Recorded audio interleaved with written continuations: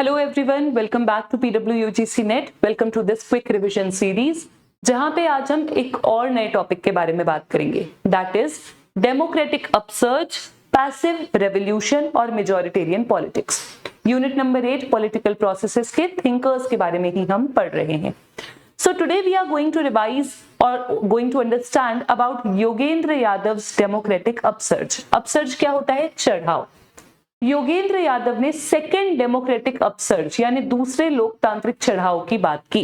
तो पहला कौन सा था? योगेंद्र यादव कहते हैं कि अगर हम डेमोक्रेटिक अपसर्ज की बात करें तो बेसिकली एक हमें भारत का अध्ययन किया इन्होंने, एक हमें डेमोक्रेटिक अपसर्ज या पहला हमें डेमोक्रेटिक चढ़ाव, डेमोक्रेसी में उत्थान देखने को मिलता है 1950 से लेकर के 1970 के दशक तक, 1950s to 70s। 1950s to 70s हमने देखा कि भारत की जो राजनीति है उसमें डोमिनेशन था एलीट्स का, उसमें डोमिनेशन था अभिजात वर्गों का, उसमें डोमिनेशन था कुछ ऐसे लोगों का जो कि बाकियों से आगे थे या बाकियों से आगे मानते थे, जिनके पास खुद को मानते थे, डिसीजन मेकिंग की पावर थी।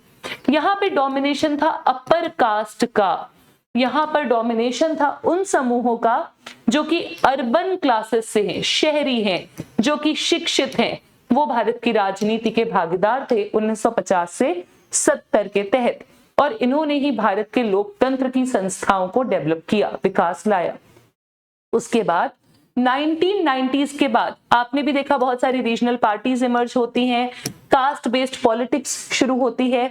तो योगेंद्र यादव कहते हैं कि सेकेंड डेमोक्रेटिक अपसर्ज आता है 90s के बाद, 1990 के बाद, और 1990 के बाद मंडल कमीशन का भी वो लिंक करके समझाते हैं, ओबीसी रिजर्वेशन का भी लिंक करके समझाते हैं कि 1990s के बाद हमने देखा कि जो लोअर कास्ट हैं, जो बैकवर्ड कास्ट हैं या फिर जो अनएडुकेटेड लोग हैं, उन्हें भी वोट बैंक समझ करके और राजनीति में इन्वॉल्व किया गया, और उनके खुद के रीजनल लीडर्स इमर्ज होकर के आते हैं, रीजनल पार्टीज इमर्ज होकर के आती हैं।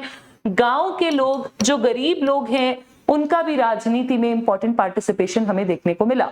बहुत सारी पार्टीज जैसे कि Samajwadi party, Bahujan Samaj party, RJD, ऐसे बहुत सारे पार्टीज का इमर्जेंस होता है, and these all lead to second democratic upsurge in India.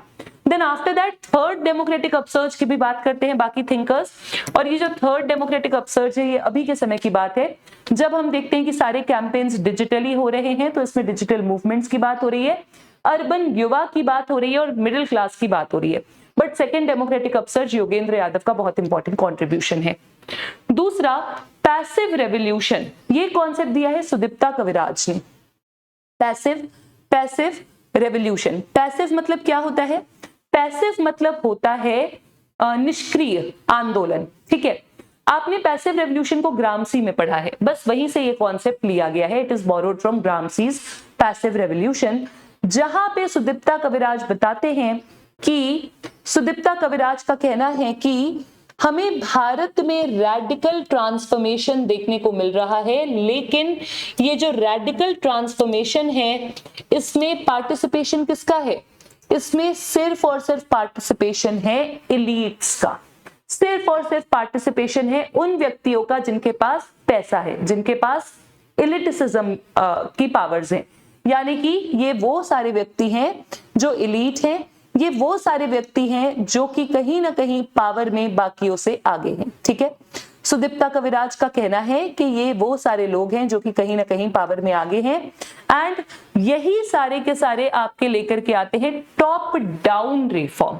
So basically passive revolution मतलब यहाँ पे वो टॉप डाउन रिफॉर्म की बात करते हैं, ऊपर से नीचे की तरफ सुधार हो रहे हैं, टॉप डाउन रिफॉर्म्स, जिसमें एलीट या कुछ लोग, कुछ चुने हुए लोग डिसीजन ले रहे हैं और डिसीजन को मासेस पे अप्लाई किया जा रहा है।